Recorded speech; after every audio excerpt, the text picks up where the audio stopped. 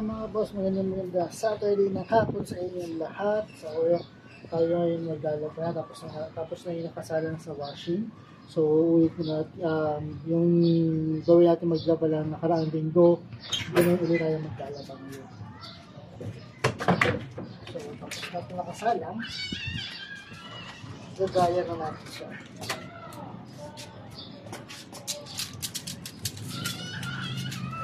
Hindi pa sinama to.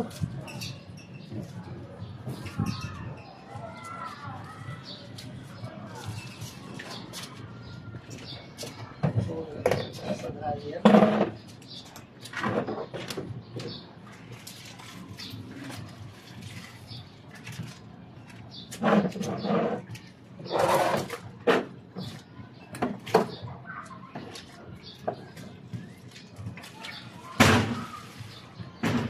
So, ano mo repituan doon?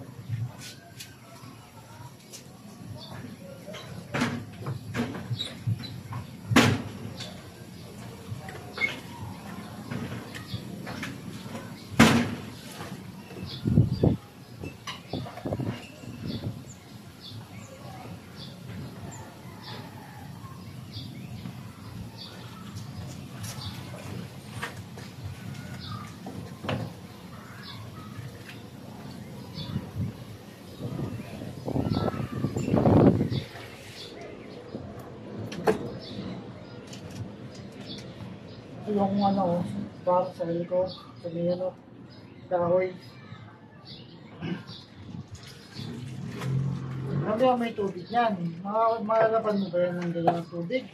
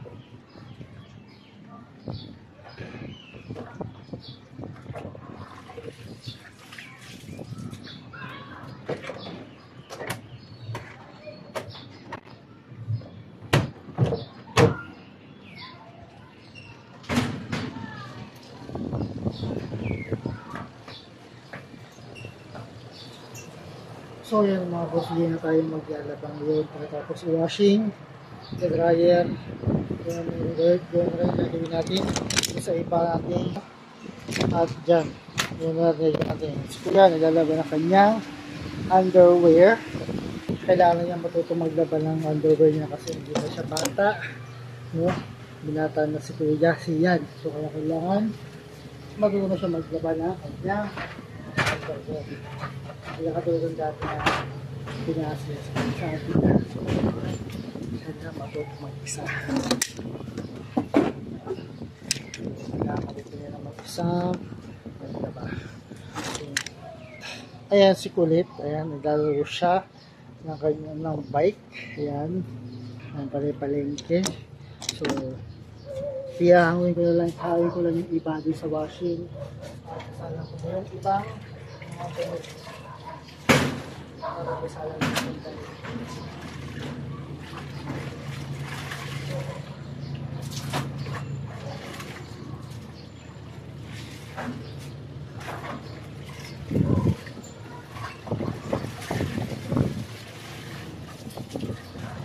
Ano yan? Lari na rin ito yan.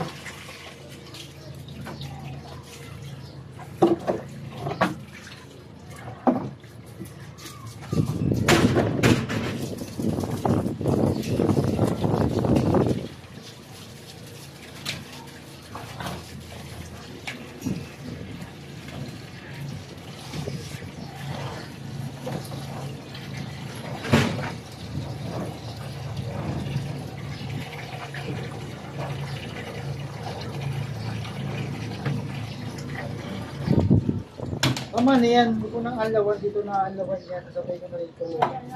So, yun na lang yun dyan.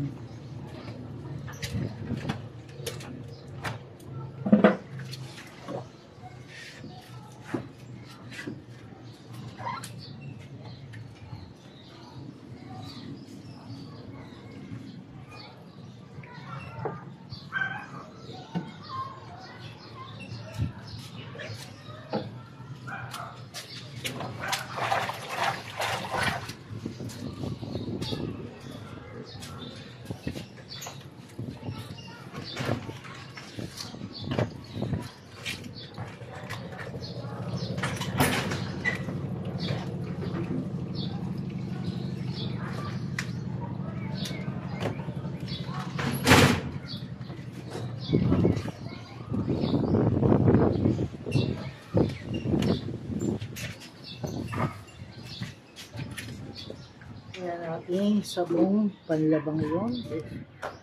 Washing liquid, detergent, Winks liquid detergent. At yung swirl powder detergent. Gamit sa sabong.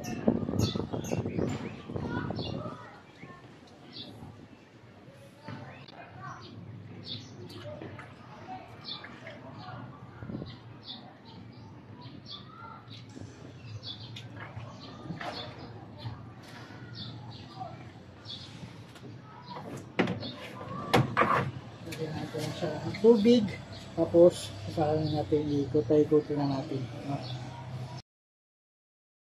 Ayan mga boss, tapos na ating washing or sabunan yung mga damit. Ayan yung mga damit na nasabunan natin.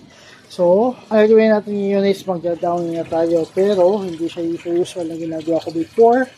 So, na kinukulan yung parang ginawash, yung parang inalawan yung ano sa batya. So ngayon, ayan yung ating downy sa washing machine.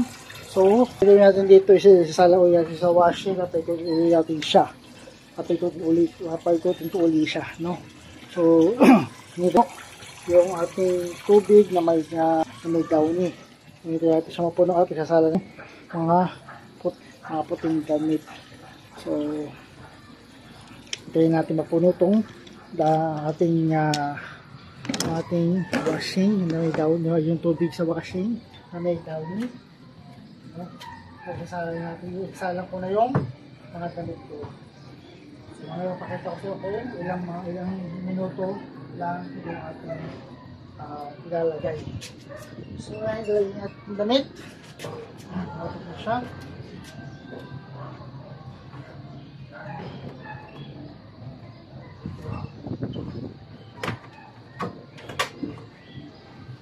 Ayan, sinalak ko na. At atin na siya. Papaikutin. Papaikutin. So, paikutin natin siya. At, ayan lang atin. Ayan, papaikutin natin siya. So, hanggang dyan lang siya. Ayan. Yan lang ang ikot niya. So, yan lang ang gagawin natin ikot sa kanya. Yan lang. So, ayun. Yun lang yung ating ikot na gagawin sa kanya. Tapos nun, pagkatapos natin paikutin doon, itayan na natin siya ulit. So, mabilis ang ikot lang. Gawin lang siguro mga 5 minutes or something or so. Yung ikot nun, then gagayan na. So, simula ako kanina maglaba ng alas mga 2:55, mag-alas 3 na. So, ngayon, anong oras na? 4:48 na. 4:48 na. Tapos na to. Naka-down na to eh.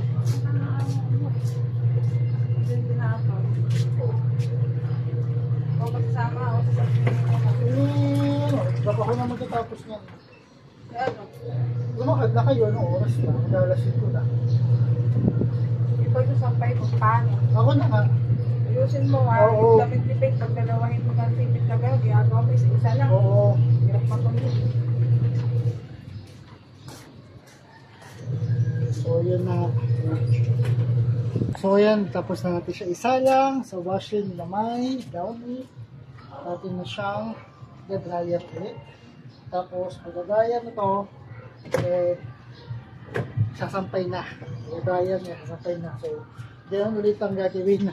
Ganyan ulit ang gagawin ko. Dalawa, doon. Yan. Ganyan ulit ang gagawin ko doon sa dalawa na ating lalabhan. Pagkatapos isalang sa washing na may downy, dryer, sampay. So, dadalhin natin pa. Yung gagawin ko sa dalawang mga damit pa. Ayun, naghihintay pa yung mga damit. No? Tapos ito, dryer na, tapos sasampay na. So, ayan mga boss, tapos na tayo maglaba. No? Katapos natin maglaba at tapos lang magsampay. So, ayan yung mga damit na nilaban natin nasa likod. Ayan pa. Yung mga damit ni Colette. Mga damit ng asawa ko, mga underwear, lahat-lahat. Ayan, pati yung mga basahan. Ayan, labanan natin. Ayan. At dinadrain ko na rin yung washing na ginamit natin. Ayan, dinadrain ko na siya. So, ayan yung mga damit. Ayan yung mga damit ni Colette. Pambahay, pamasok. Yung mga pamasok, nilabanan ng asawa ko. So, yung mga damit natin na nilabhan, pang isang linggo, kaya mga pambahay, mga pamasok, ayan. Ayan na lahat ting mga damit na nilabhan. So, 6 na rin tayo katapos lang. So, alas 6 na rin tayo nakatapos. So, ako na yung nagsampay ng mga damit kasi asawa ko, namili sila ng tinapay sa Angono, sa bayan. At inaayos yung mga pagkain. Yung pagkain namin, yung hapunan. So, tinapay, ang ating kakainin yung hapunan. Tapos sila yung nilagang manok. So, yun ang ulam natin. Yun ang ulam namin kaninang pananghalian, nilagang manok. So, yun ang pagkain uli nila ngayon, yung hapunan. Kami naman, ewan ko, baka nilagang manok din. Tapos, may kasamang tinapay, no? So, ayan, ito tayo sa taas sa ating rooftop. Ayan, ito tayo sa rooftop natin. Numberia sa likod, sa gilid, ayan, numberia. Tapos, ayan, yung apartment sa likod natin. Ayan, may nakatira na doon sa dalawang pinto, dito, tsaka doon. So, may pangalawang pinto. May nakatira na, yung una na lang, at yung pangatlo, wala pang nakatira doon, no? So, hindi ko alam kung magkano yung presyo nun. At ayun din yan, tsaka yung puting yun. Yan ang mga apartment dito sa amin, no? So, at bukas naman may laro tayo. So, Ayan, papahinga tayo, mapahinga tayo ng maaga.